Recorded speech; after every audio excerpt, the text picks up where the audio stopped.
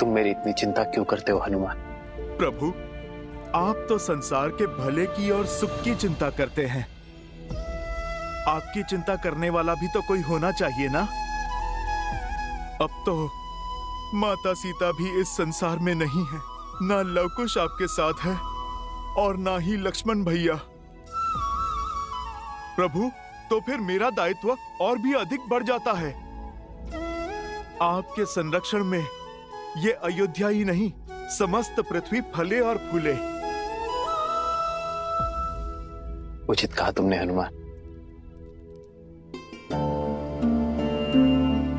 कभी कभी हम किसी से इतना प्रेम करने लग जाते हैं कि उस प्रेम को निभाते निभाते सारी मर्यादाएं, सभी नीतियों को अनदेखा कर देते हैं।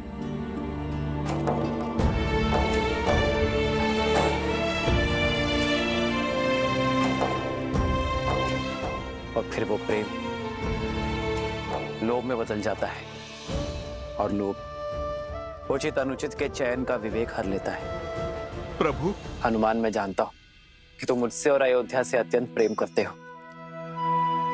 बल के साथ साथ बुद्धि और विवेक के भी स्वामी हो, और इसलिए मैं आशा करता हूं हनुमान कि तुम अपने चयन में विवेक का प्रयोग अवश्य करोगे, लोभ में पड़कर प्रश्न नहीं करोगे। आप तो मेरे स्वामी, माता पिता सब हैं, और पिता से प्रश्न नहीं पूछा जाता, बस आज्ञा ली जाती है। आप मुझे बताइए प्रभु कि आप क्या कहना चाहते हैं। हनुमान, मैं चाहता हूं कि तुम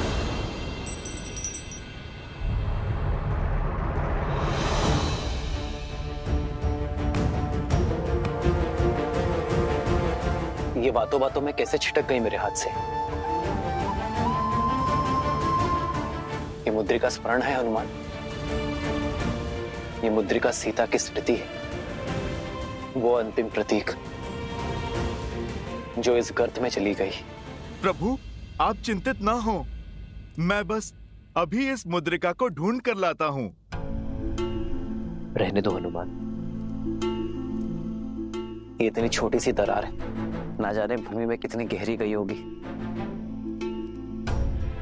तुम्हें मुद्रिका ढूंढने में कष्ट होगा। प्रभु, ये मुद्रिका आपका संतोष है और मेरी माता का स्मृति चिन्ह है। जो वस्तु आपसे और माता सीता से जुड़ी हो, वो हर वस्तु इस हनुमान के प्राणों से भी अधिक मूल्यवान है। प्रभु, मैं अपने माता पिता को जोड़ने वाली रेखा को भला अधूरा कैसे छोड़ दूं? ये मुद्रिका धरा में चाहे जहां हो या अंतरिक्ष के किसी भी कोने में क्यों ना हो, मैं उस मुद्रिका को खोजकर आपको सौंपूंगा। जय सिया राम।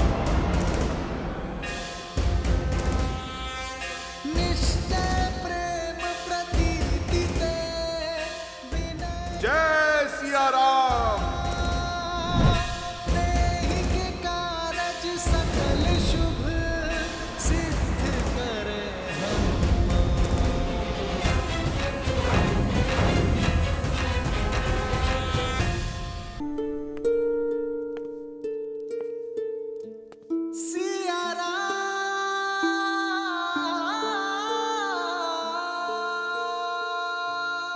मुझे क्षमा कर देना सीते, राम ने कभी छल नहीं किया, किसी शत्रु को भटकाकर कभी प्रहार नहीं किया, किसी के साथ कोई खेल नहीं खेला, किंतु आज अपने ही प्रिय भक्त के साथ, जिसे मैं भरत के समान भाई मानता हूं, उस हनुमान के साथ ये खेल खेलना पड़ा मुझे, ताकि उसे अपने से पृथक कर सकूं। यदि मैं ऐसा ना करता तो सृष्टि का चक्र रुक जाता सीते। आशा करता हूं सीते कि लौटकर मेरे हनुमान को जब इस खेल का सत्य ज्ञात हो, तब वो मेरा मंतव्य और मेरे भावनाओं की शुद्धता को समझ सके, उस बड़े लक्ष्य को समझ सके जिसके लिए मैंने ये कदम आगे बढ़ाए।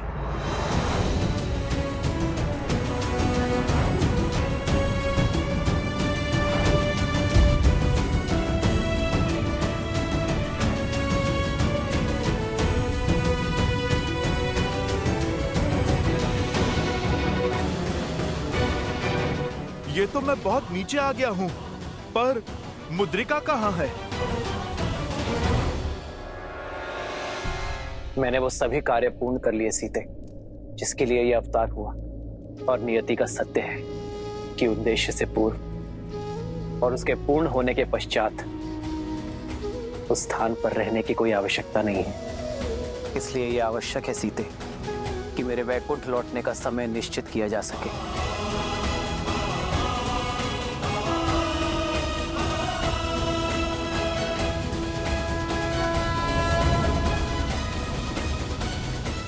सत्य कहा नारायण ने। नारायण के लौटने के लिए वैकुंठ में पुनः शुभ आगमन के लिए दिशा दिवस नक्षत्र मुहूर्त श्रेष्ठ है, वो 3 दिन बाद का है। आज से 3 दिवस के पश्चात आप अयोध्या में प्रवेश करेंगे यमदेव, और नारायण श्री राम अवतार पूर्ण करके वैकुंठ लौटेंगे। योजना तो अच्छी है ब्रह्मदेव, परंतु यदि हनुमान 3 दिन से पहले पाताल लोक से श्री राम की मुद्रिका लेके अयोध्या पहुंच गए तो हर मंगल मुहूर्त अमंगल हो सकता है। कहीं यमदेव को लेने के देने ना पड़ जाएं। श्री राम ने हनुमान को पाताल लोक में भटकने के लिए नहीं भेजा है सूर्यदेव, बल्कि सत्य को समझाने के लिए भेजा है। कदाचित जब हनुमान पाताल से लौटे उन्हें इस यात्रा का मंतव्य समझ आ जाएगा। किंतु हनुमान तो हनुमान ठहरे, यदि नहीं समझे तो, कहीं समय से पहले आ गए तो? उसकी चिंता मत कीजिए सूर्यदेव, इस यात्रा की सारी व्यवस्थाएं की जा चुकी है, क्योंकि हनुमान को पुनः लौटने और किसी भी प्रकार की बाधा उत्पन्न करने से रोकेंगी।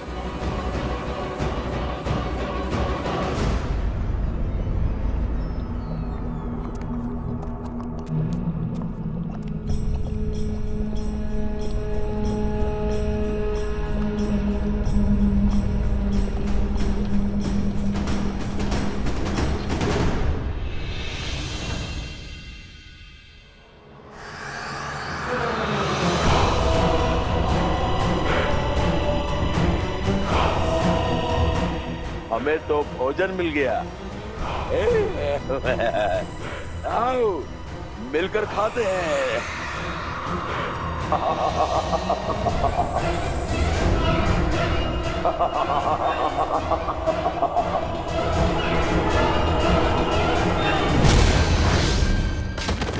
जय महावीर हनुमान।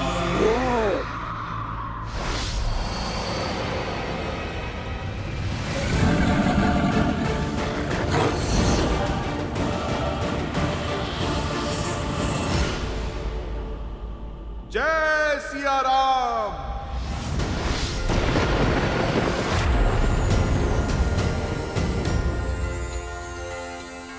आक्रमण सामने से हो या फिर पीछे से, हनुमान सतर्क है।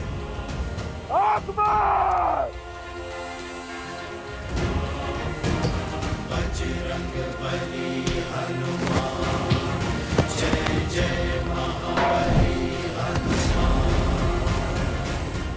बताओ मेरे प्रभु की मुद्रिका कहाँ है? स्वर्ण मुद्रिका थी वो, चमकती हुई। बोल, देखा तूने?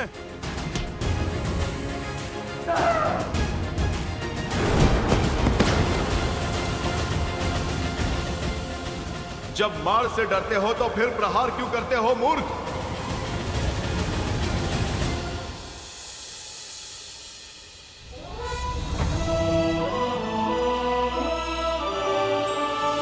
अयोध्या कुमार लोकुश की, अयोध्या कुमार लोकुश की, रघुनंदन सीता पुत्र लोकुश की, रघुनंदन सीता पुत्र लोकुश की। कुछ अनुभव किया कुछ? सबके मुख पर एक मुस्कान है, किंतु आंखों में विचित्र सी हताशा भी। मुझे तो नहीं दिखता, बस उत्सुक हूँ शीघ्र पिताश्री से मिलने के लिए। अंततः कुछ समय मिलेगा उनके साथ बिताने को। उनके साथ बैठकर ढेर सारा राजभोग खाऊंगा दादी श्री के हाथ से। कुछ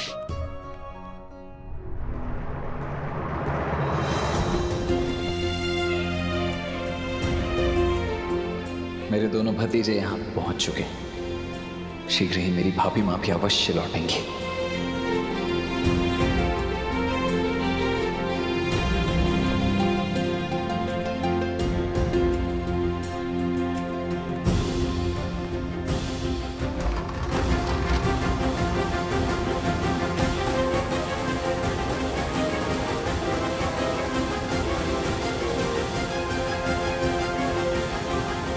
भैया भैया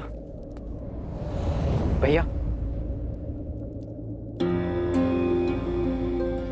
लवकुश भारत भ्रमण करके लौट आए हैं, आपसे मिलना चाहते हैं। बड़ी लंबी यात्रा करके आए हैं मेरे पुत्र।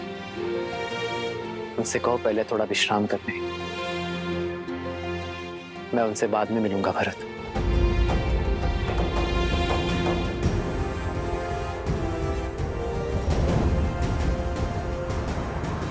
काकाश्री,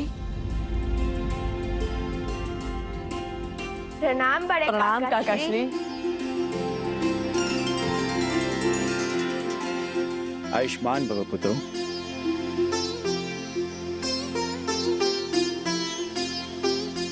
और पिताश्री? भैया शीघ्र तुम दोनों से मिलेंगे।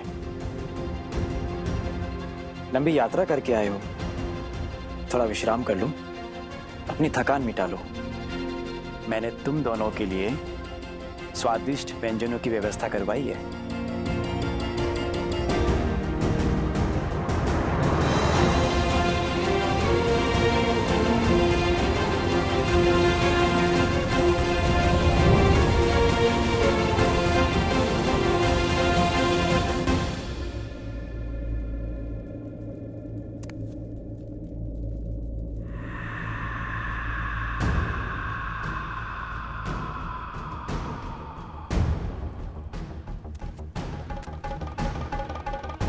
कहां लुप्त हो गई प्रभु की मुद्रिका?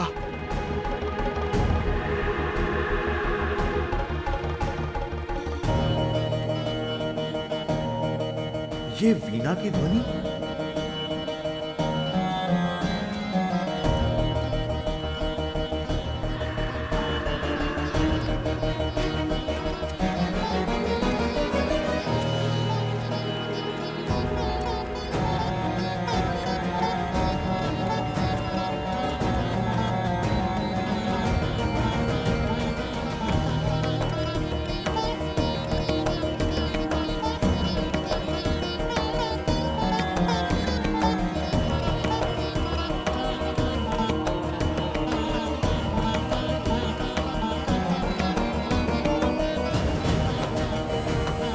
जय सिया राम महाराज महाबली।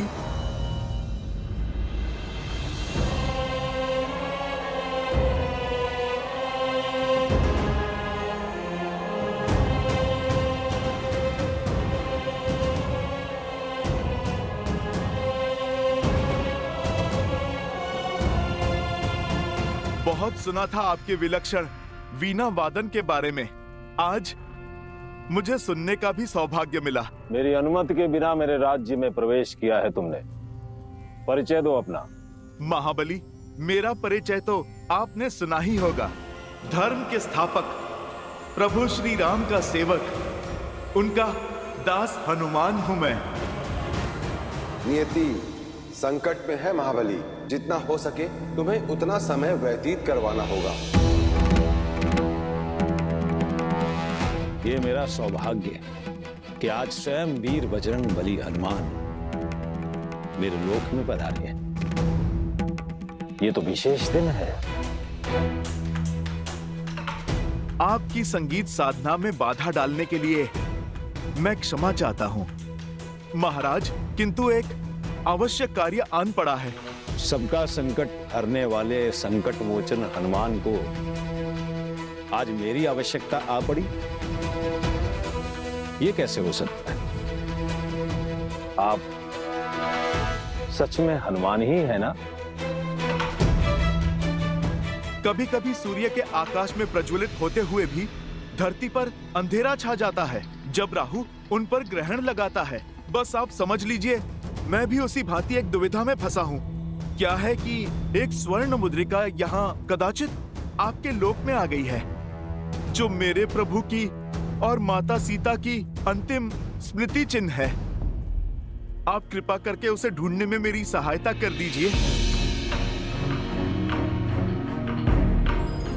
आदेश करे ब्रह्मदेव। नियति संकट में है महाबली, जिसके हल में तुम्हारी सहायता चाहिए। शीघ्र ही हनुमान कुछ ढूंढते हुए तुम्हारे लोग आएंगे।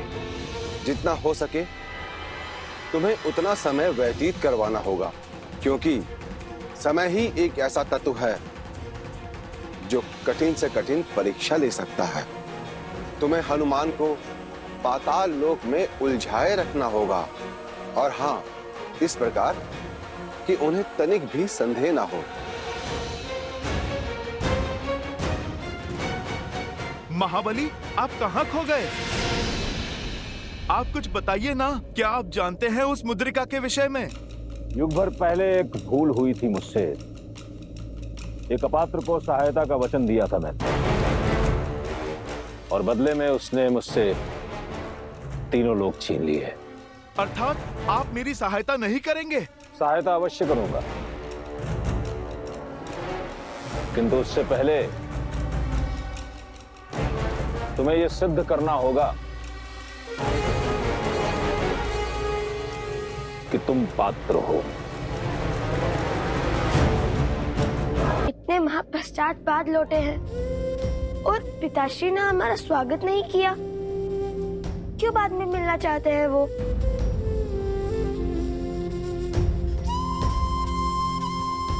वो केवल हमारे पिता ही नहीं, अयोध्या के महाराज भी हैं। किसी कार्य में व्यस्त होंगे। नहीं भैया, बात कुछ और लगती है। आपने कहा था ना कि प्रजा के मुख पर मुस्कान है, किंतु उनकी आंखों पर हताशा। वही मैंने भरत काका श्री के मुख पर भी अनुभव किया। कुछ ऐसा है जो हमसे छुपाया जा रहा है। यदि हमारे आने का संदेश पिताश्री तक जा सकता है, तो हम क्यों नहीं जा सकते पिताश्री के पास?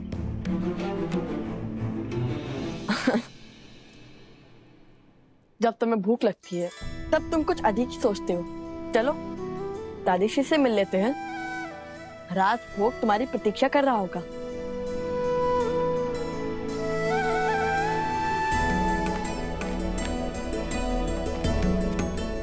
दादी माँ,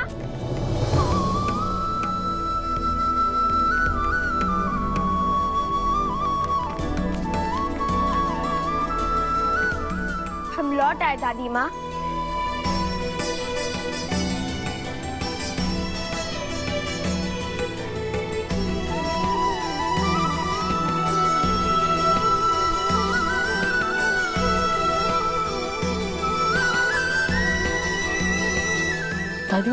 दादी माँ वो अब दोनों रो क्यों रही है? क्या हुआ? वो पुत्र सही समय पर लौटे हो पुत्र। उत्तरदायित्व संभालने का समय आ गया है अब तुम्हारा। उत्तरदायित्व? क्या कह रही हैं आप? मैं समझा नहीं। तुम्हारे पिता राम ने देह त्यागने का निर्णय लिया है।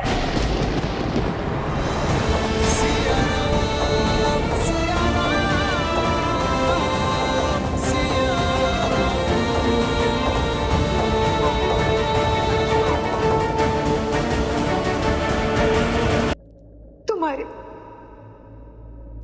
पिता राम ने देह त्यागने का निर्णय लिया है।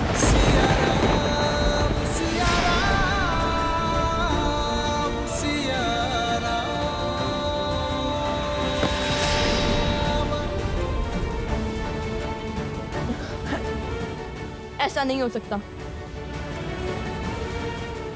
हमने अपनी आंखों के सामने अपनी माता को देह त्यागते हुए देखा, उन्हें धरती में समाते हुए देखा, किंतु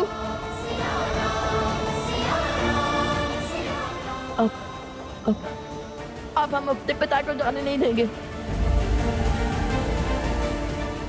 हम उन्हें नहीं जाने देंगे। मेरे कुछ प्रश्नों के उत्तर देने होंगे तुम्हें। मैं सज्ज हूँ, आप कृपा करके शीघ्र पूछिए। पहले सिद्ध तो करो कि तुम हनुमान हो या नहीं। अर्थात? कहा ना कि एक बार मैं चला गया हूं हनुमान। वामन के भेष में स्वयं नारायण मेरे समक्ष आए थे। उसी प्रकार हनुमान के भेष में कोई और भी तो आ सकता है, और बिना परीक्षा लिए मैं प्रभु श्री राम और माता सीता की अमूल्य स्मृति चिन्ह का रहस्य कदापि नहीं बता सकता।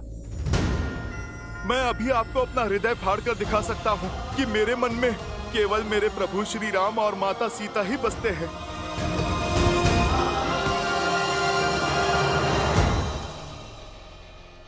ये तो कोई मायावी भी कर सकता है। हो सकता है तुम वही हो, कोई अन्य साक्ष्य देना होगा।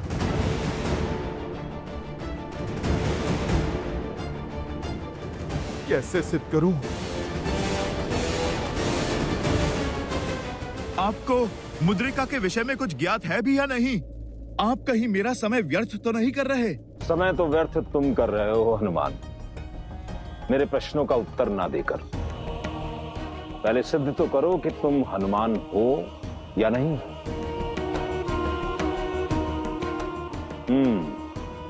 मिल गया उपाय। तो शीघ्र बताइए।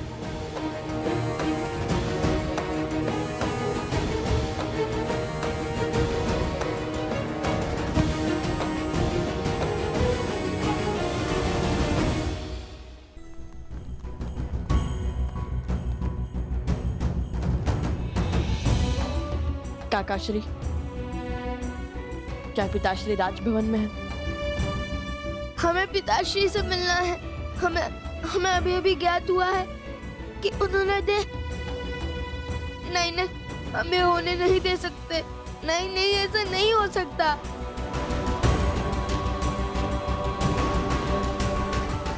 ऐसा होने कौन देना चाहता है पुत्रों? कोई भी तो नहीं। कैसे बताऊं मैं कि मैंने स्वयं को किस प्रकार संभाला है? भाई अचानक सब कुछ दान कर देने का निर्णय। नियति कहती है भरत कि जिस दिन कुछ दान ना दिया जाए वो दिन नहीं है भरत। आप सत्य में एक के बाद एक महान उदाहरण प्रस्तुत कर रहे हैं भैया। जैसे आर्यवर्त के सारे ऋषि उपस्थित हैं और अपने गुरुओं को समर्पण के बाद जो आपके पास शेष है उससे तुम्हारे प्रेम और स्नेह के अतिरिक्त कुछ नहीं है जो मेरा है भरत। क्या लेकर जा सकता हूं मैं स्मृति, प्रेम और स्नेह के अतिरिक्त? श्री रामचंद्र कृपालु भजु मन हरण भव भय दारुणम नव कंज लोचन कंज मुख कर कंज पद कंजारुणम कंदर्प अगणित अमित छवि नव नील नीरज सुंदरम श्री राम राम राम श्री राम। रघुकुल की ओर से राम का नमन स्वीकार करे ऋषिवर। मैं दशरथ पुत्र राम आप सभी का आभारी हूं कि आपने मेरी इस यात्रा में मेरा साथ दिया, मेरा मार्गदर्शन किया। यह आप ही का तप, त्याग और आशीर्वाद है जिसके कारण यह आर्य भूमि आज राक्षसों के आतंक से मुक्त हुई। यह आप ही के ज्ञान का प्रताप है जिससे आज राम राज्य में हर ओर आनंद है, संतोष है, लोग निरोग हैं, छल से रहित है। आप सबका ये ऋण मैं और रघुकुल कभी नहीं चुका सकते और इसलिए आभार स्वरूप मैं वो सारी धन संपत्ति आपको भेंट करना चाहता हूं जिसका मैंने आज तक संरक्षण किया है। मैंने अपने सभी लक्ष्य, सभी उद्देश्यों को पूर्ण कर लिया है और नियति की मांग है कि अब ये उत्तरदायित्व आने वाली पीढ़ी संभाले। और इसलिए आज मैं अपनी अंतिम यात्रा की घोषणा करता हूं।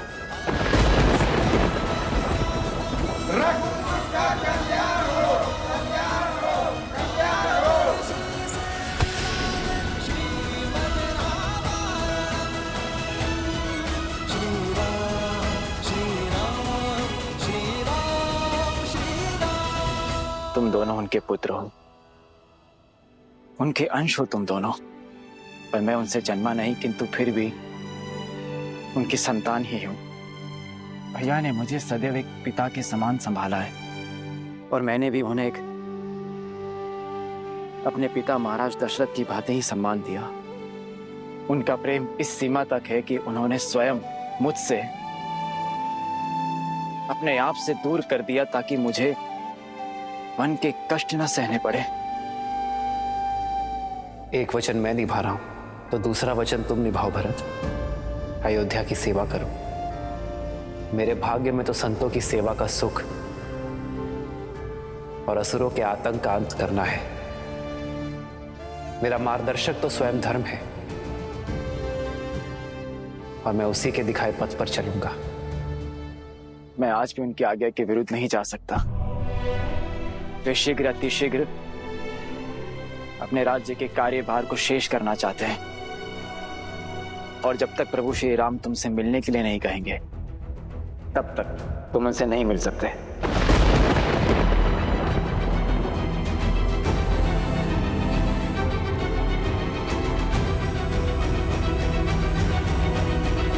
फिर वो जब तक हमें स्वयं नहीं बुला लेते तब तक मैं यही खड़ा रहूंगा। लव, समझाओ इसे कि हट ना करे।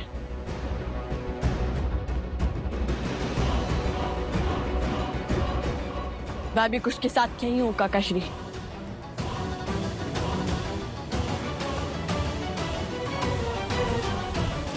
बोलिए महाबली, क्या उपाय है? तुमने हमारा वीणा वादन सुना,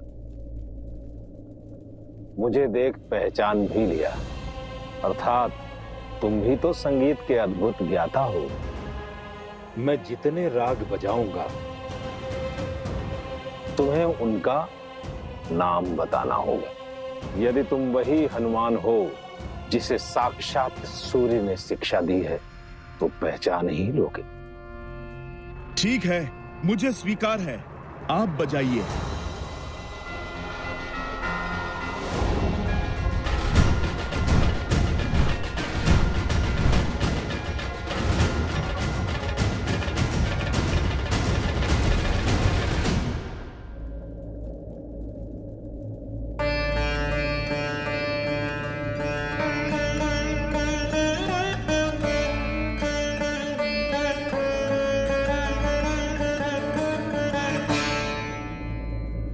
राग भैरव।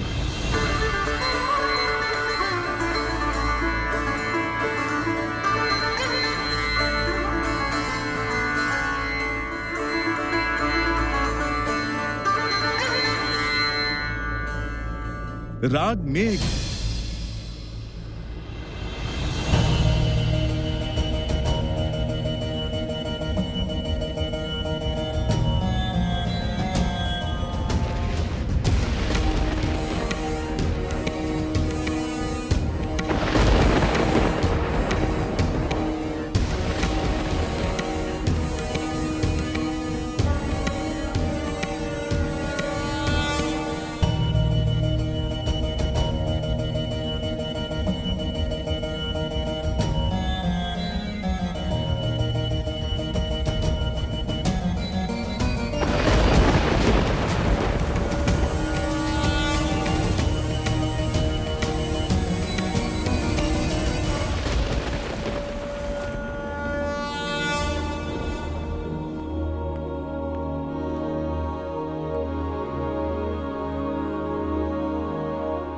भैया, लव कुश बाहर खड़े हैं, आपकी प्रतीक्षा कर रहे हैं।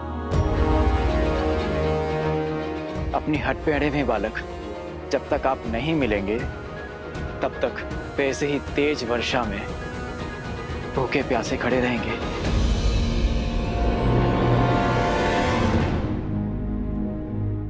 उन्हें भीतर ले आओ भरत।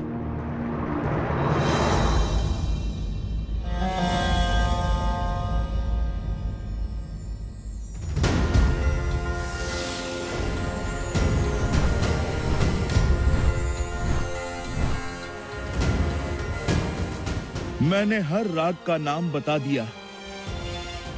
अब तो आपको विश्वास हो गया ना कि मैं कौन हूं? तुम्हारी भक्ति और निष्ठा श्री राम के प्रति अतुलनीय है हनुमान। उस पर किंचित मात्र संदेह नहीं किया जा सकता। मैं तो बस जाओ, मुद्रिका वहां उस ओर है।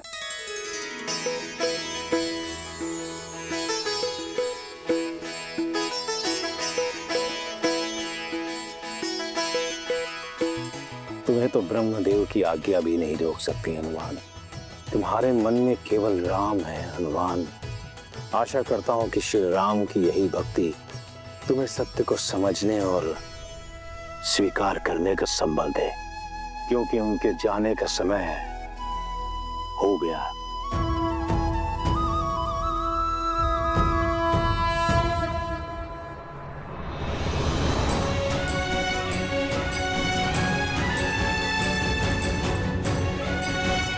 आओ पुत्र।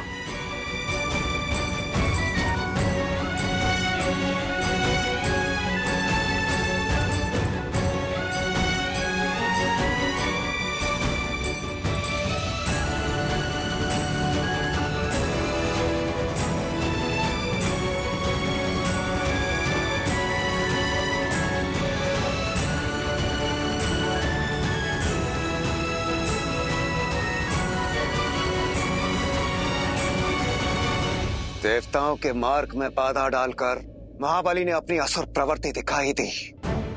अरे इतनी शीघ्र हनुमान को मुद्रा का मार्ग बताने की आवश्यकता क्या थी? वो थोड़ा और विलंब कर सकते थे क्या? कुछ समय के लिए रोक नहीं सकते थे वो? जो हर परीक्षा में खरा उतरे उसे अधिक समय तक रोकना ठीक नहीं। यदि इतनी परीक्षा के बाद भी हनुमान को यदि सत्य न बताया गया होता तो महाबली के लिए संकट जन्म ले सकता था। फिर भी उन्होंने बहुत समय तक हनुमान को रोके रखा। किंतु ब्रह्मदेव, चिंतित क्यों होते हो देवराज? पाताल लोक में केवल महाबली ही तो नहीं है जो हनुमान को विलंब कराएं।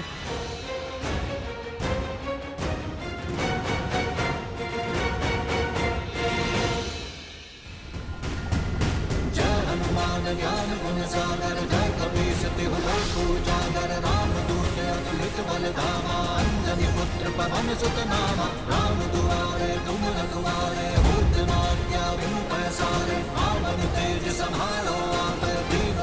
जय सिया राम।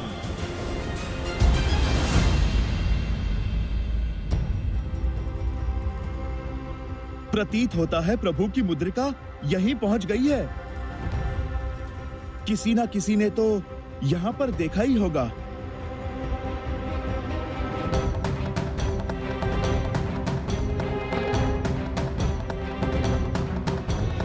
नागदलपति, कोई आ रहा है। लगता है फिर से असुर आ रहे हैं, सावधान रहो। एक क्षण, ये तो वानर लग रहा है। मूर्ख मत बनो। कोई वानर यहाँ कैसे आएगा और क्यों? असुर बड़े मायावी होते हैं। अवश्य यह हमें भ्रम में डालने के लिए कोई वानर का रूप धरकर यहाँ पर आ रहा है।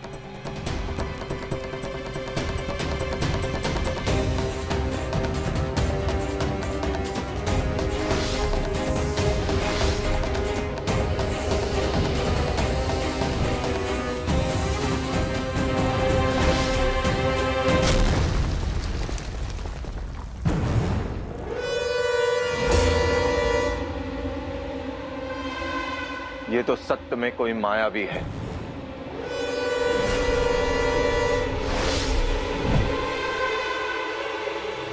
आक्रमण!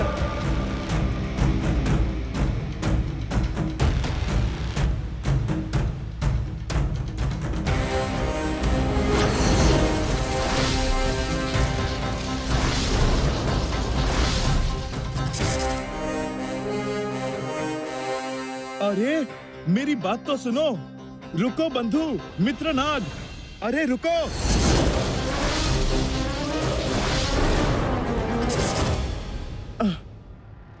तुम तो समझ ही नहीं रहे। अरे रुको तो सही।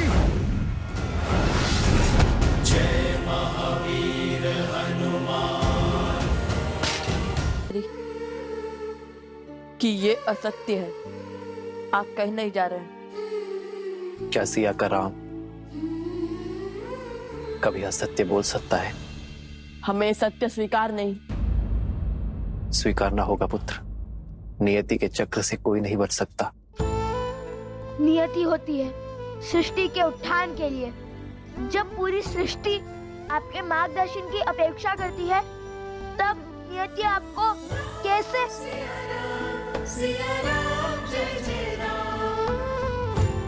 हमने जीवन भर आपके वचन का पालन किया है, किंतु आज हम अपनी आत्मा की सुनेंगे, जो कहती है कि हम आपको नहीं जाने देंगे।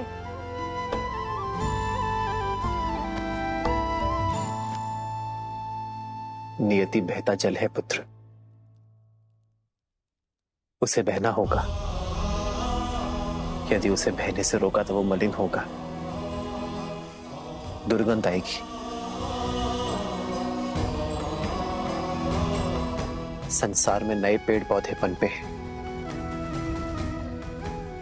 इसलिए ये अति आवश्यक है कि पुराने वृक्ष उन्हें स्थान दे। और यदि संसार के लिए कुछ घातक है तो वो है इस चक्र को रोकना। हमें अपनी बड़ी बड़ी बातों में मत बहलाइए। हम भगवान वाल्मीकि के शिष्य हैं। नहीं सुनना हमें ये सत्य।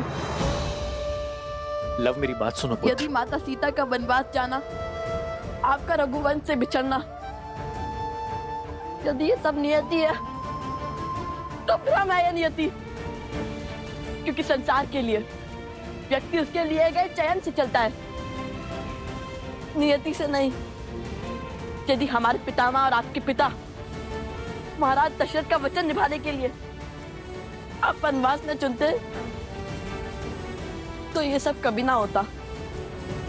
यदि हम अश्वमेध यज्ञ के अश्व को रोकने का चयन ना करते तो माता सीता और आपको पुनर्मिलन कभी ना होता। यदि अयोध्यावासी हमारी माता से अग्नि परीक्षा की मांग न करते तो माता हमारे बीच में होती। किंतु सबके चयन का ही तो है पिताश्री, और हमारा चयन ये है कि हम आपको कहीं नहीं जाने देंगे।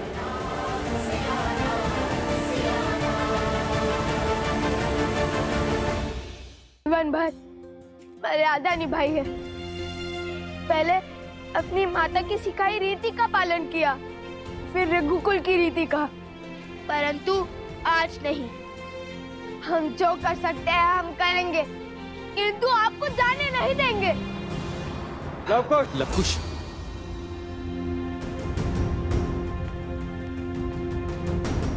अयोध्या नरेश की आज्ञा का उल्लंघन नहीं कर सकते तुम दोनों। प्रभु श्री राम के चयन पर उंगली नहीं उठा सकते। रुको लवकुश। भरत, नहीं,